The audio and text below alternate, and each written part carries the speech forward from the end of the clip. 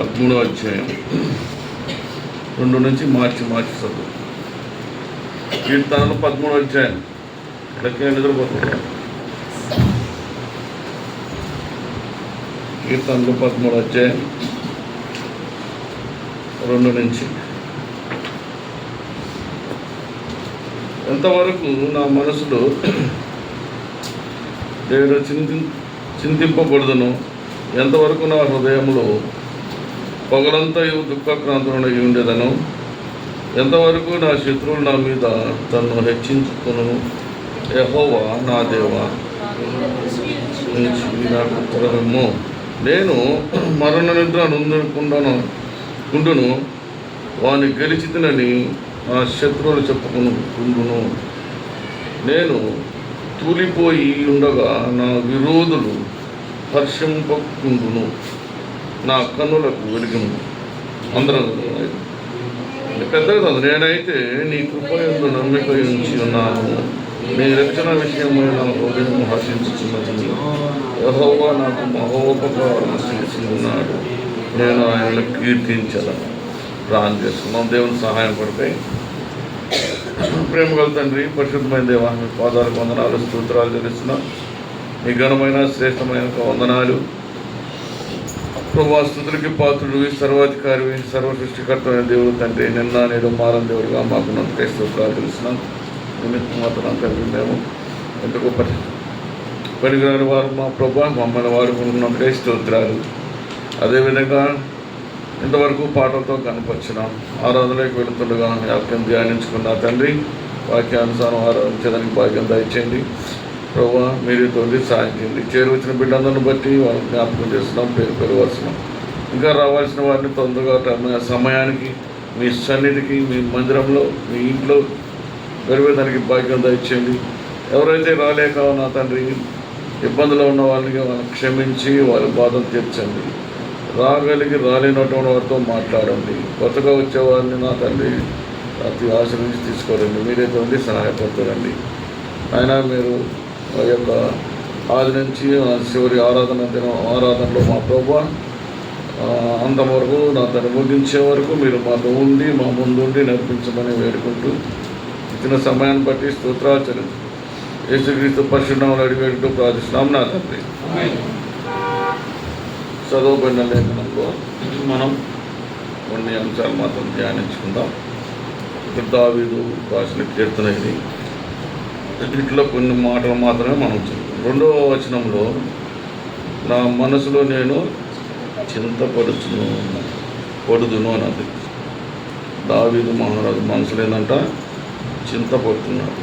2వ లైన్లో నా హృదయంలో పగలంతయు దుఃఖాక్రాంతునై ఉంటాను అని సెలవిస్తూ అని చెప్పుకుంటూ రాయబడి ఉన్నది.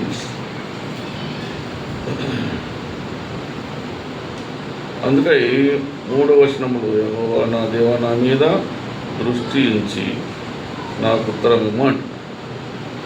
దావీదు మహారాజు ఏంటంటే ఆయన మనసులో నేను చింతపడుదును అన్నది. చింత అంటే మన కుటుంబాల్లో కూడా మనందరము కూడా చాలా వరకు చింతిస్తుంటాం.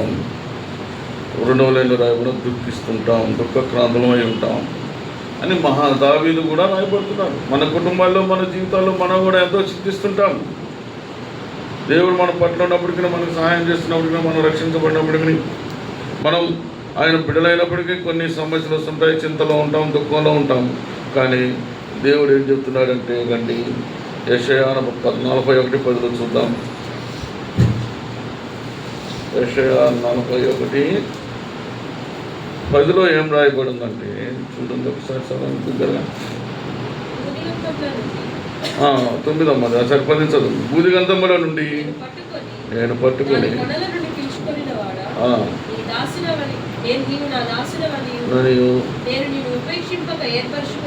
ఏర్పరుచుకుంటున్నాను,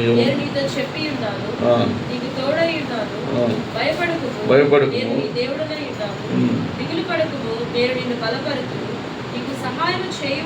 నేనే నీతి అన్న దక్షిణ ఆదుకును. చాలు. ఇక్కడ ధైర్యంగా మనకు బాహాటంగా సెలవిస్తున్నాడు దేవుడు.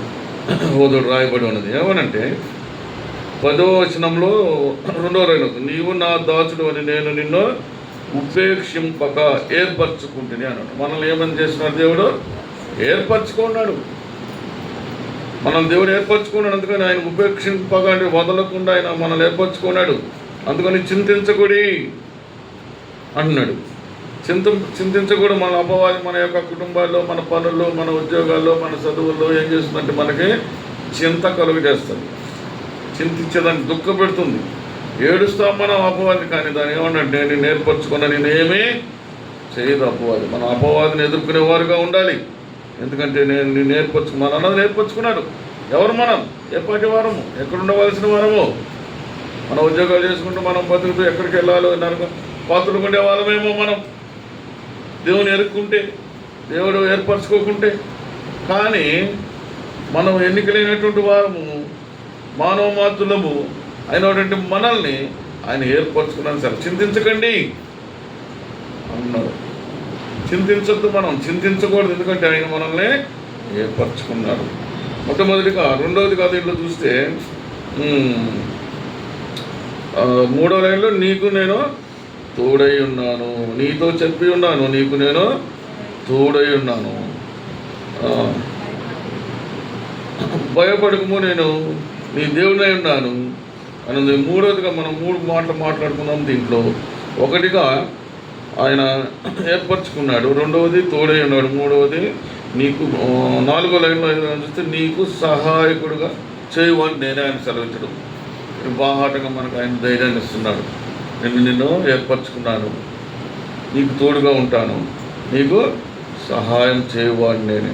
మొట్టమొదటిగా ఏర్పరచుకుని కొంచెం వాక్యాలు చదువుకుందాం మనం. ఎఫ్ఎస్సిలో 1:6 చూద్దాం ఒకసారి. ఎఫ్ఎస్సి 1:6 1వ అధ్యాయం 6లో ఏం రాయబడిందంటే చదవండి.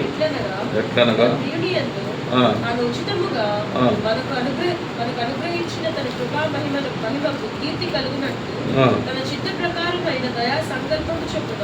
యేసుక్రీస్తు ద్వారా తనకు కుమారులుగా స్వీకరించుటకై మనల్ని ముందుగా తన కోసం నిర్ణయించుకొని మనకు తన ఎదుట పరిశుద్ధులమును నిర్దోషులై ఉండవలెనని జగత్తు పునాది వేయబడక మునుపే ప్రేమ చేత ఆయన క్రీస్తులో మనల్ని ఏర్పరచుకున్నాడు. ఎప్పుడు ఏర్పరచుకున్నాడంటే మనల్ని జగత్ పునాది వేయకముందే ఆయన కుమారుణ్ణి ఎలాగైతే ఏర్పరచుకున్నాడు, ప్రభువైన యేసుక్రీస్తు వారిని ఈ లోకానికి పంపించాలి, ఆయన యొక్క ప్రణాళిక ప్రకారం పంపించినాడు ఈ లోకానికి.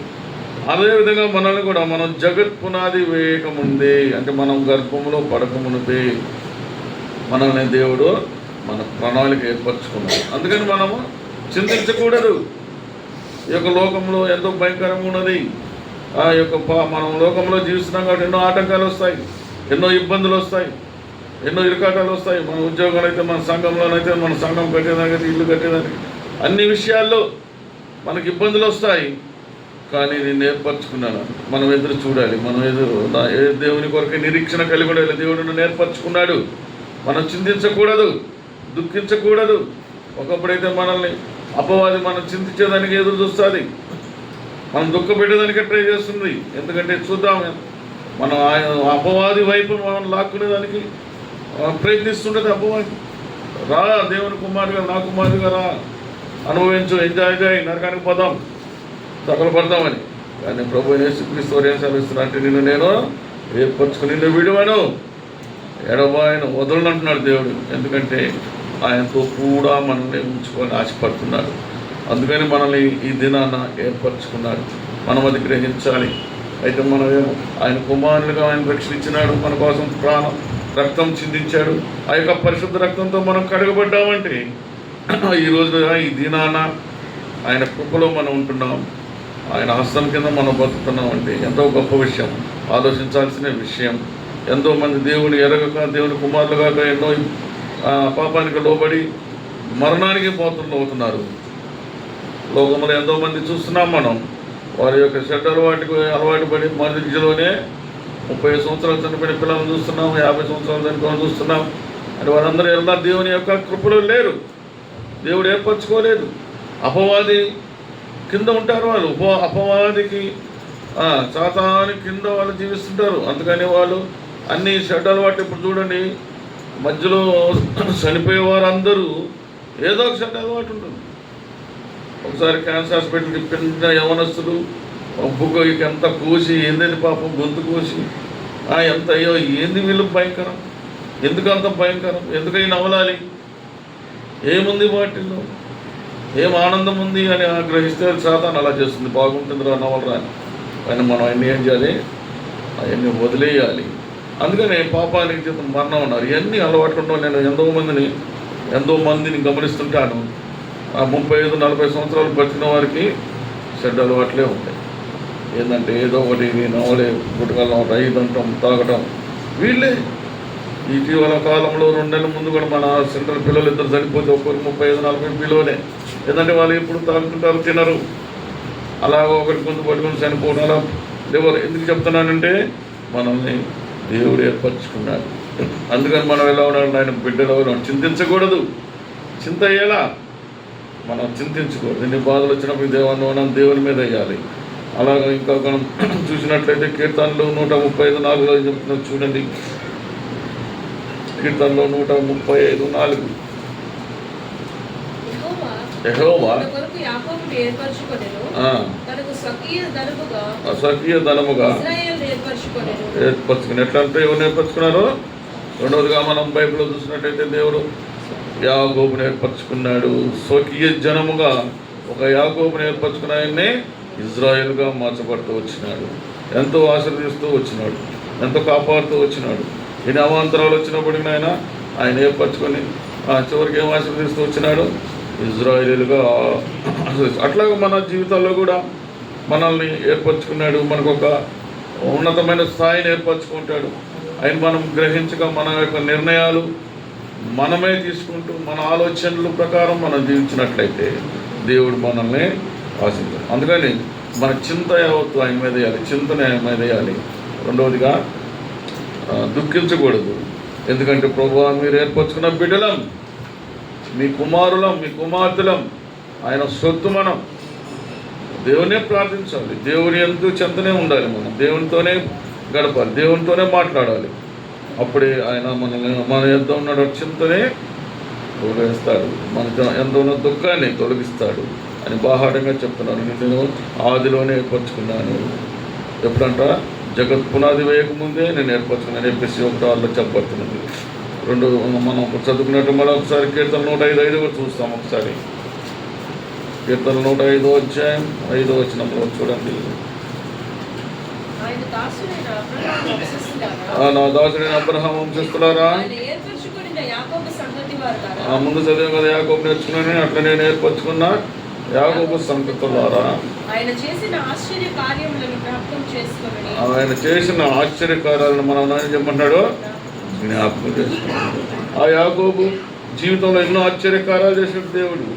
ఆయన దాసుని అబ్రహాం వంశస్థులారా అంటాడు. మనందరం ఎవరమే? అబ్రహాం వంశస్థులమై. అబ్రహాం వంశస్థుడు ఎవరు? యాకోబు. మనందరము కూడా ఆయన ఐశ్వర్యాల వల్లే ఆశీర్వదిస్తానని ఆశీర్వదించున్నాడు, వాగ్దానాలు ఇచ్చున్నాడు. ఆ విధంగా జరిగింది కూడా. ఇప్పుడు ప్రపంచవ్యాప్తంగా అబ్రహాం సంతానమే. అందుకని అబ్రహాం వంశస్థులారా అన్నాడు.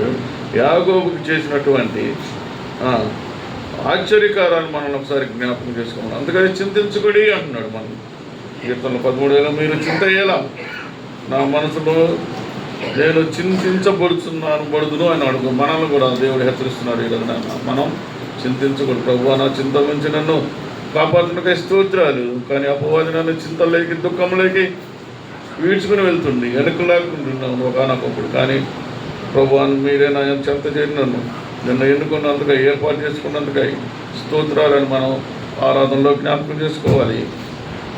అదేవిధంగా ఆయన ఏర్పరచుకున్నటువంటి యాకోబుని, అబ్రహాముని అందరూ మనం జ్ఞాపకం చేసుకుని ఆయన చేసిన ఆశ్చర్య కార్యాలు ఆయన జ్ఞాపకం చేసుకోమన్నాడు దేవుడు. మనకి బైబిల్లో లేఖనాల్లో చెప్తూ వస్తున్నాడు. ఏమని? ఇవన్నీ జ్ఞాపకం చేసుకోవాలి. మనం ఓన్లీ ఆయన మిమ్మల్ని ఏర్పరచుకున్నాను అంటలేదు. ఏర్పరచుకున్న వాళ్ళు ఒకసారి జ్ఞాపకం చేసుకుని మనం నిరీక్షణ కలిగి ఉండాలి. అవన్నీ మనకు సాక్ష్యాలు అన్నమాట. మనం విశ్వసించాలంటే అవన్నీ మనం ఒకసారి మన పితరులకు జ్ఞాపకం చేసుకోవాలి. ఇంకా ఆ యొక్క ఆశ్చర్యకారాలు జ్ఞాపకం చేసుకోమన్నాడు. రెండవది ఏంటంటే 2 తెస్సలోనికీయులకు రాసిన పత్రికలో 2వ అధ్యాయం 13 రాయబడి చూడండి ఒకసారి. రెండవ తెస్సలోనికైకి 2వ అధ్యాయం 13వ వచనంలో ప్రభు వలన ప్రేమింపబడిన సహోదరులారా, ప్రభు వలన ప్రేమించబడిన సహోదరులారా, ఆత్మ మిమ్మల్ని పరిశుద్ధపరచుట వలనను మీరు నమ్ముట వలనను రక్షణ పొందుటకు దేవుని ఆది నుండి మిమ్మల్ని ఏర్పరచుకుని కనుక మేము మిమ్మల్ని బట్టి ఎల్లప్పుడూ దేవునికి కృతజ్ఞతాస్తుతులు చెల్లింపబద్ధులమై ఉన్నాము. చాలు. ఇక్కడ మనం ఇందాక దేవుని ఆశ్చర్యకారాలు యాకోబు అబ్రహాము సంతానం జ్ఞాపకం చేసుకోమన్నాడు. రెండోదిగా ఇక్కడ ఏం చెప్తున్నాడంటే మనము ఆయన ఏర్పరచుకుని ఆయన రక్షణిస్తున్నాడు మనకి. ఇందాక మన జీవితాల్లో చింత పడకుండా ఆశ్చర్యకారాలు చేస్తానంటున్నాడు. రెండవదిగా ఆయన రక్షణిస్తూ వచ్చినాడు, మనకు ఏర్పరచుకున్నాడు. ఆయన మనల్ని ఎప్పుడైతే ఏర్పరచుకున్నాడు, జగత్ పునాది వేయకముందు ఏర్పరచుకున్నాడు. ఆయన అప్పుడే ఆయన మనకి రక్షణ ఇవ్వాలని కూడా రెండవదిగా ఆశ్చర్యకారులు రెండవదిగా రక్షణిస్తూ వచ్చినాడు. మన కొరకై ఆయన శిలువలో మరణించినాడు. మనం రక్షించేదాని కొరకై మన పాప భారం అంతా ఆయన ఎత్తినేసుకున్నాడు. ఆయన యొక్క పరిశుద్ధ రక్తంతో మనల్ని కడిగి రక్షిస్తూ వచ్చాడు, పరిశుద్ధుడిగా చేస్తూ వచ్చినాడు. ఆయన కుమారుడిగా ఎన్నుకుంటూ వచ్చినాడు. ఆయన తోడుగా ఉంటూ వచ్చినాడు. ఆయన యొక్క కృపలో మనల్ని ఉంటూ వచ్చినాడు. ఆయన గాయపు నాస్తం కింద కాపాడుతూ వస్తున్నాడు, రక్షణిస్తున్నాడని మనం రెండోదిగా బాహాటంగా గమనించాలి. ఇవన్నీ ఏంటంటే మనల్ని ఈ విధముగా ఏర్పాటు చేసుకున్నాడు. యాకోబుని ఎలా ఆశ్చర్యకార్యాలు చేస్తూ ఆశీర్వదిస్తూ వచ్చినాడు. అబ్రహాముని ఎలా మన జీవితాల్లో కూడా మనకు రక్షించినందుకు కొరకై ఆయన మనల్ని జగత్ పునాది వేయకముందు ఏర్పాటు చేసుకుంటూ వచ్చినాడు.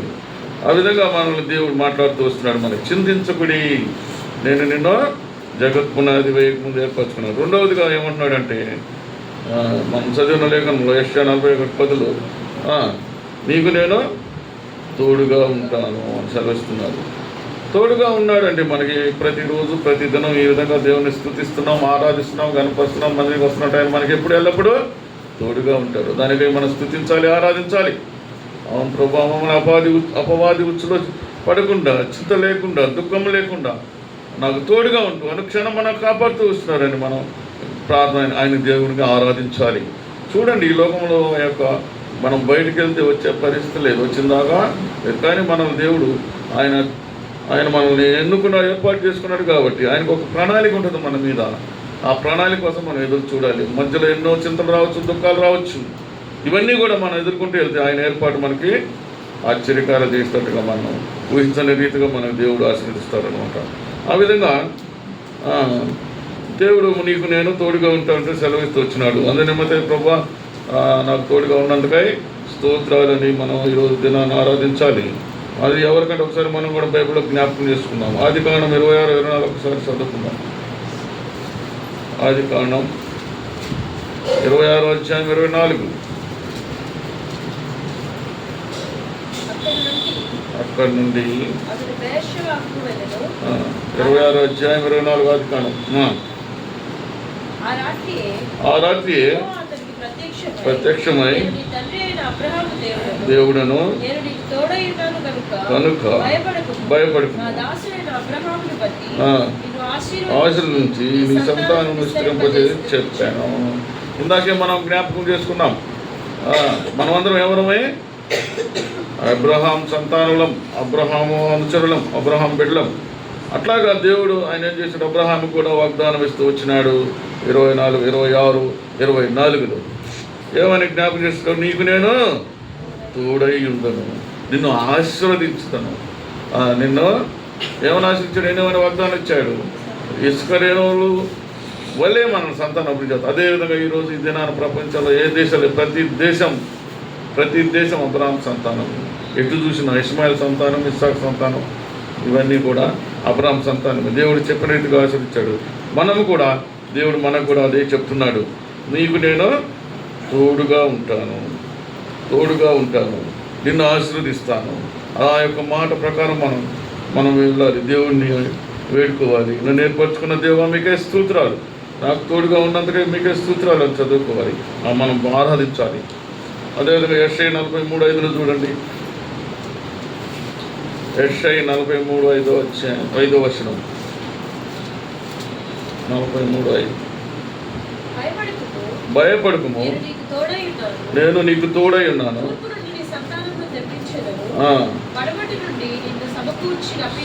సమకూర్చి రప్పించేదను.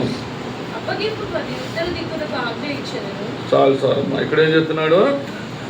భయపడుకుడి, నీకు నేను తోడుగా ఉంటాను. ఏ విషయాల్లో? తూర్పు నుంచి మరొకసారి తూర్పు నుండి నీ సంతానమును సంతానం అంటే మన యొక్క సంతానం అందరూ మన బిడ్డల్ని రప్పించదను. పడమటి నుంచి సమకూర్చి రప్పించదను. నేను నీకు తోడై ఉన్నాను అన్నాడు. మన యొక్క సంతానంలోనైతేనేమి సమకూర్చడం అంటే మనం ఏం సమకూర్చుకుంటాం? మామూలుగా మనం జీవించే దానికోసమై ఆస్తులు అన్నీ సమకూర్చుకుంటాం. కానీ మనం జీవించాలంటే ఏముండాలి? మనకి ఇల్లులు ఇవన్నీ కూడా ఇస్తానని సెలవిస్తున్నాడు. ఎవరైతే ఇల్లు లేవో వాళ్ళు చింతించకండి. ఎవరైతే జీవించలేకున్నామో, మాకు ఆర్థికంగా ఇబ్బందులు ఉన్నో వాళ్ళు చింతించకూడి. ఎవరైతే ఆరోగ్యపరంగా లేవో వాళ్ళు చింతించకూడి. దేవుని కోసం ఆయన ఏర్పరచుకున్నవారు మనం. ఎందుకంటే ఎప్పుడైతే మనం దేవుని రక్షించబడి ఆయన కుమారునిగా కుమార్తెలుగా ఎన్నుకున్నామో వారు దేవుని ఏర్పరచుకున్న వాళ్ళు. దేవుని ఏర్పరచుకోలేదంటే వాళ్ళు మనం ఏ పాటి వారమో, ఎక్కడ ఉంటామో, ఎప్పుడు ఎలా ఉంటామో మనకే తెలియదు. ఈ లోకంలో ఉంటామో కూడా లేదు తెలియదు. నరకానికి పాత్రలుగా ఉంటారు లోకంలో. కానీ ఆయన మనల్ని జగత్ పునాది ముందే ఏర్పరచుకున్నాడు. అందుకే నేను నీకు తోడుగా ఉంటానని సెలవిస్తూ వచ్చినాడు. ఇప్పుడు ఎల్లప్పుడూ మనకు ఆయన తోడుగా ఉంటున్నాడు. మనం ఈ దినాన వచ్చి ఈ యొక్క మందిరంలో ఆరాధిస్తున్నాం. మనం యెరూషలేములో అందరి ముందు ఆధిక్యత కలిగి ఉన్న మనము ఆరాధిస్తున్నాం అంటే ఈ యొక్క భాగ్యం మనకుందంటే ఆయన మనల్ని ఎప్పుడూ ఏర్పరచుకున్నాడని మనం విశ్వసించాలి. మనం అపవాదిని దూరపరచాలి అంటే చింతించకూడదు, దుఃఖించకూడదు. దేవుని మనం ఆరాధించేవారుగా ఉండాలి. అదేవిధంగా ఇర్మియా 1:8 చదువుకున్న ముందుకు సాగిపోదాం. ఇర్మియా 1:8 వారికి భయపడకము, నిన్ను విడిపించుటకు నేను నీకు తోడై ఉన్నాను. ఇదే యెహోవా. ఎవరికి భయపడొద్దండి? ఎవరైనా శత్రువులకు భయపడద్దు, అపవాదికి భయపడద్దు, మనల్ని ఏమంటారు వాళ్ళని ఇబ్బంది పెట్టే వాళ్ళకి భయపడద్దు. దేవుడు మనకు తోడుగా ఉన్నాడు. ఎంతోమంది ఎన్నో విధాలుగా ఎన్నో రకాలుగా ఇబ్బంది పెడుతుంటారు. మన మందిరం కట్టాలంటే ఎన్నో ఇబ్బందులు ఉన్నాయి. అసలు ఊహించినటువంటి అనవసరమైన ఇబ్బందులు మనకు కలగజేస్తుంది అపవాది. కానీ వాటన్నిటి మనం ఏం చేయాలి? ఎదుర్కొని పోవాలి. దేవుడు తోడుగా ఉన్నాడు అనుకోవాలి. ఒక దినం లేట్ అయినప్పుడు దేవుడు మనకి తోడుగా ఉండి ఒకనొకరు మనల్ని మంచిగా ఆశీర్వదించి మంచి మనం ఊహించినటువంటి మందిరం కడతాం. ఊహించినటువంటి పరిశుద్ధ మందిరంలో మనం చేరుకుంటాం, నిరీక్షణ కలిగి ఉంటాం. ఎందుకంటే దేవుడు ఈ ఉదయకాల సమయంలో మనకి వాగ్దానం ఇస్తున్నాడు, మాట్లాడుతున్నాడు, మనతో మాట్లాడుతున్నాడు. చింతించకూడి, దుఃఖించకూడి, నేను నిన్ను ఏర్పరచుకున్నాను, నీకు నేను తోడుగా ఉంటాను అంటూ సెలవిస్తూ వస్తున్నాడు. అదేవిధంగా అపోస్తలుల పౌలుతో కూడా తోడుగా ఉంటూ వచ్చినాడు. అపోస్తలుల కార్యం 18:10 ఒకసారి చదువుతాం. అపోస్తలుల కార్యం 10వ అధ్యాయం 18 18వ అధ్యాయం 10వ వచనం. నేను నీకు తోడై ఉన్నాను, నీవు హాని చేయుటకు ఎవరునూ రాడు చెప్పగా పౌలుతో ఏం చెప్పాడు? నేను నీకు తోడుగా ఉన్నాను, నిన్ను ఎవరు ఆటంకపరచరు. పౌలు యొక్క పరిచర్లు ఎంతో మంది ఆటంకపరచుతారు, ఎన్నో హింసించారు, ఎంతోమంది కొట్టారు. కానీ అపోస్తలుడైన పౌలు విషయం అందరికీ తెలిసిన విషయం. ఎందుకంటే అందరూ చదువుతుంటాం. ఆయన ఎన్నో సంఘాలు కట్టాడు, ఎన్నో పరిచర్లు చేశాడు, ఎన్నో ఇబ్బందులు పడ్డాడు. కానీ పౌలుకి ఎవరు తోడుగా ఉన్నాడో? నేను నీకు తోడై ఉన్నాను అసలు. అందుకని దేవుడు మనం ఎక్కడికి వెళ్ళినా పనులు కాకుండా మనం చింతించకూడదు, దుఃఖించకూడదు. దేవుడు మనకు తోడై ఉన్నాడు, నేను నెరవేర్స్తాను అన్నాడు. ఒకరోజు కాకపోతే ఇంకో దినాన్ని అవుతుంది. అయ్యో ఈరోజు నేను అయిన పనులు కాలేదే అని మనం బాధపడుతుంటాం. నేను అయ్యో దినాన ఏం పని కాలేదే, ఆ పని కాలేదే అనుకుంటాం. ఒక దినం అవుతుంది. దేవుని యందు మనం ఆధారపడి ఉండాలి. ఎందుకంటే ఆయన మనల్ని ఏర్పరచుకున్నాడు, ఖచ్చితంగా చేస్తాడు. మనం దాని గురించి దుఃఖించకూడదు. ఈరోజు దినాన్ని అందరం చింతిస్తున్నాం, బిడ్డల విషయంలో చింతిస్తాం, లేకపోతే ఆర్థికంగా ఇబ్బందులు చింతిస్తాం, ఇంట్లో అనారోగ్యంతో చింతిస్తాం, దుఃఖిస్తాం. ఏది ఇలాగైందని. కానీ ఆయన నీకు తోడుగా ఉంటాను సార్. దాన్ని మనం విశ్వసించాలి, నమ్మాలి. ఆయన ఎందుకంటే మనల్ని ఆయన జగత్ పునాది వేయక ముందే మనల్ని ఏమన్నాడు? ఏర్పాటు చేసుకున్నాడు. అదేవిధంగా రెండోదిగా నీకు తోడుగా ఉంటాను సెలవిస్తుంది. అందుకని అపోస్తలుడైన పౌలుతో తోడుగా ఉంటూ ఎన్ని ఇబ్బందులు వచ్చినా ఆయన ఎన్నో సంఘాలు కట్టగలిగాడు. ప్రభు ఆయనకు ఒక ముళ్ళు ఉన్నా కానీ ప్రభు ఏంటంటే నీకు చాలదా పౌలు అని అన్నాడు. అంటే ఆయన యొక్క ఆ ముళ్ళుని తీకున్నాను ఆయన చేత మొత్తం తోడుంటూ ఎన్నో కార్యాలు చేపిస్తూ వచ్చినాడు, ఎన్నో అద్భుత కార్యాలు చేస్తూ వచ్చినాడు, ఎన్నో సంఘాలు కట్టుబడి వచ్చినాడు, ఎన్నో పత్రికలు రాయబడుతూ వచ్చినాడు. ఈ దినాన్ని మనం ఇవన్నీ చదువుతున్నామంటే అపోస్తలుడైన పౌలు రాసినటువంటి సంఘాలు పత్రికలే అంతగా ఆశీర్వదిస్తూ వచ్చినాడు. ఎందుకు? ఆయన చింత యావత్తు దేవుని మీద వేసాడు కాబట్టి. అదేవిధంగా మనం కూడా జ్ఞాపకం చేసుకుంటూ మన పితరులను జ్ఞాపకం చేసుకుంటూ మనం చింతించకూడదు, దుఃఖించకూడదు. ఎందుకంటే మనల్ని దేవుడు ప్రభువైన యెహోవా దేవుడు మనల్ని ఏర్పాటు చేసుకున్నాడు కాబట్టి. మూడోదిగా సహాయకుడిగా ఉంటుంది సెలవిస్తూ వచ్చినాడు. కీర్తనలో 46:1 చూసుకుందాం ఒకసారి. కీర్తనలో 46:1 దేవుడు మనకు ఆశ్రయమును దుర్గమునై ఉన్నాడు, ఆపత్కాలంలో ఆయన నమ్ముకోదగిన సహాయకుడు. ఎలా ఉన్నాడు? ఆయన మనకి ఆశ్రయ దుర్గంగా ఉన్నాడు. నేను కొండ కోట ఆశ్రయ దుర్గం అంటూ సెలవిచ్చినాడు. నిన్ను నేను ఎన్నడూ వదులను వెడవాయని అన్నాడు. సహాయకుడిగా ఉంటాడు. చాలు, మన జీవితంలో ఎప్పుడు సహాయకుడిగా ఉంటాడు ప్రభు.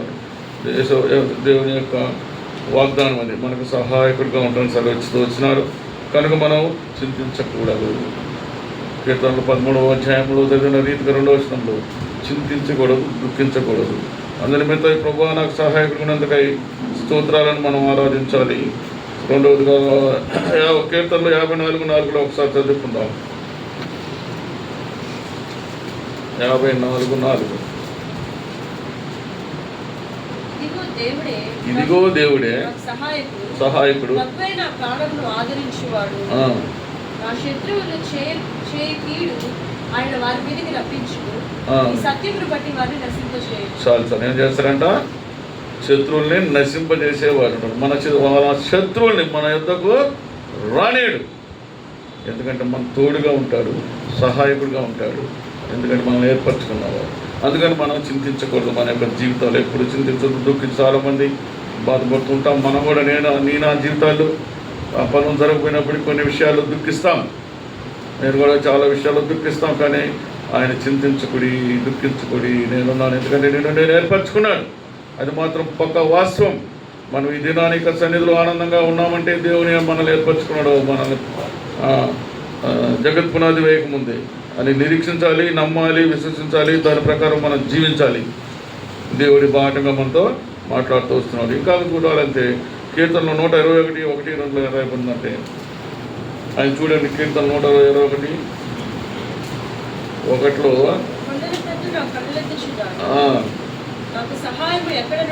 ఎక్కడి నుంచి వచ్చాను?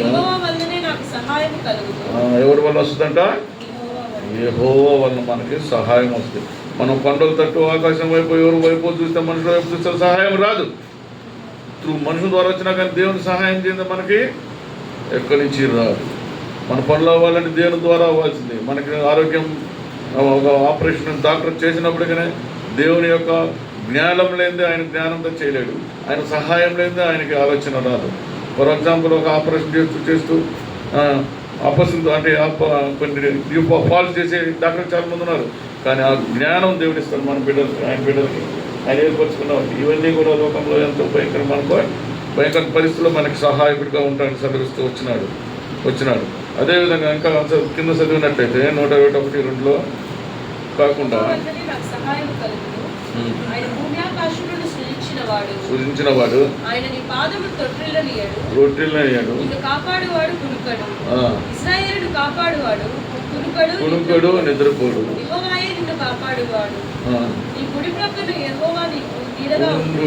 పగలు ఎండ దెబ్బను నీకు తగలకుండా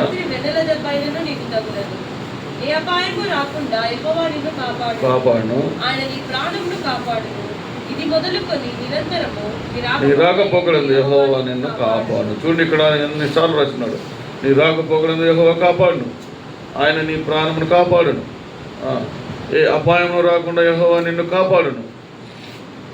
మనకు సహాయకుడిగా ఉంటూ మనల్ని కాపాడుతున్నాడు. మన రాకపోకలు ఎందుకు కాపాడుతున్నాం? ఈ దినాన నేనైతే టౌన్లోకి పోయి ఎంత భయంకరంగా తోలుతున్నారంటే బండ్లు ఏమనొస్తులు అయితే ఆడపిల్లలు అయితేనేమి, ఆడపిల్లలు భయంకరంగా వాళ్ళ పెద్దవాళ్ళు ఇచ్చిన రూళ్ళు మాకంటే ముందు వెళ్తున్నారు. మరి ఏమవుతుందో అని మేము భయపడుతున్నాం, కానీ వాళ్ళు భయపడరు. కానీ ఈ యొక్క ఆ యొక్క ప్రయాణాలు రాకపోకలు ఆయన ఏం చేస్తున్నాడు? మనల్ని కాపాడుతూ వచ్చినాడు. మనకు తోడుగా ఉంటున్నాడు. మనకు తెలియదు, మన మన మన మీద ఆయన గాయపడిన హస్తం ఉంటుంది. మనం కనుక్కోలేం, మనం చూడలేం, అది మనం గ్రహించలేం. మనల్ని కాపాడినప్పుడే మనం కనుక్కోవాలి మనకై. ఈ యొక్క భయంకరమైన పరిస్థితులు ఎన్నో సమయాల్లో సందర్భాల్లో మనం ఊహించిన రీతిగా మనల్ని దేవుడు కాపాడుతూ ఉంటాడు. కానీ మనమైతే హాయిగా నిద్రపోతాం, కానీ ఆయన నిద్రపోడట. మన కాళ్ళు తొట్టి నిల్లడేవాడు, మన కాళ్ళు ఇబ్బంది కలగనేవాడు. మనం పని చేసుకున్నాం, మనం ప్రశాంతంగా నిద్రపోతున్నాం, కానీ ఆయన కునుకుడు, నిద్రపోడు, ఎడబాయడు, మనల్ని కాపాడుతూ వస్తున్నాడని సెలవిస్తూ వచ్చినాడు. అదేవిధంగా నెంబర్ 1 మనల్ని ఏర్పరచుకున్నాడు, రెండోది నీకు తోడుగా ఉంటాడు, మూడోదిగా సహాయకుడు. ఈ విధంగా మనం జ్ఞాపకం ప్రభువా నాకు తోడుగా ఉన్నందుకై స్తోత్రాలు, ఏర్పరచుకున్నందుకై స్తోత్రాలు, సహాయకుడుకున్నందుకై స్తోత్రాలు మనం ఆరాధించాలి. మనం పౌలు జ్ఞాపకం చేసుకోవాలి. ఆయన తోడుగా ఉంటూ నడిపిస్తూ వచ్చినాడు. అలాగే ఇంకా ముందు చదువుకున్నాం కాబట్టి చివరిగా చింత గురించి మనం ఒకసారి చదువుకున్నాం. ఎందుకంటే ఇక్కడ 13వ అధ్యాయంలో 13:2 మనం చదువుకున్న రీతిగా చింతించకూడి, దుఃఖించకూడి. సరే, దీని గురించి మనం ఏం ఆలోచిస్తామంటే చూడండి, 1 కొరింథీయులు 7:32 చెప్తున్నాడు, మనకి మాట్లాడుతున్నాడు. 1 కొరింథీ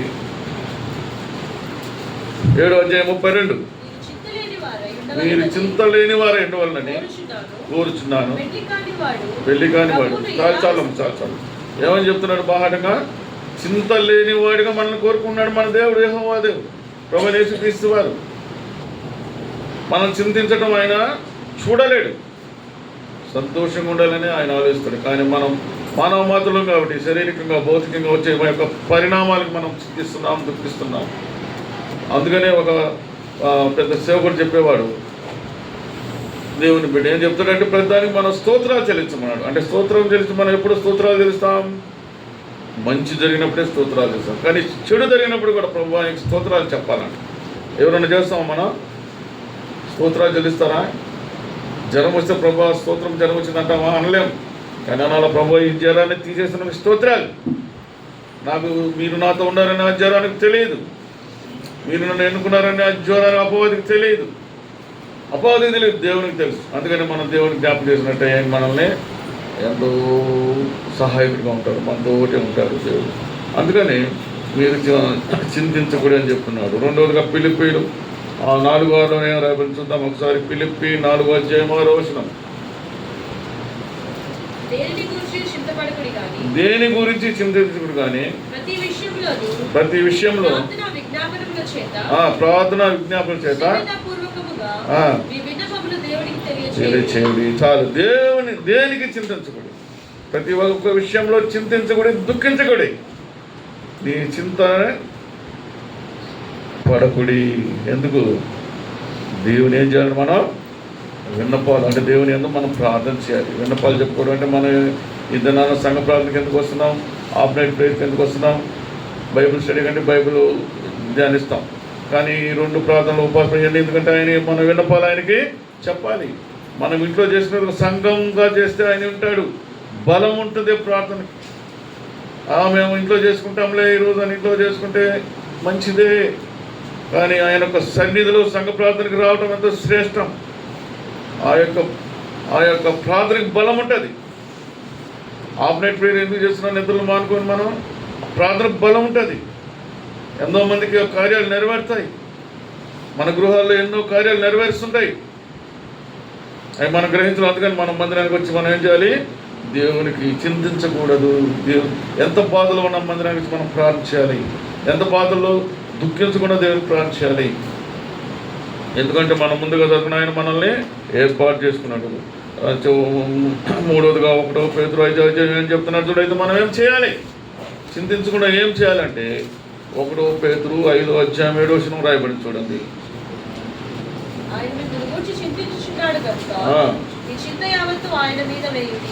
ఏం చేయాలి మనం? సింపుల్.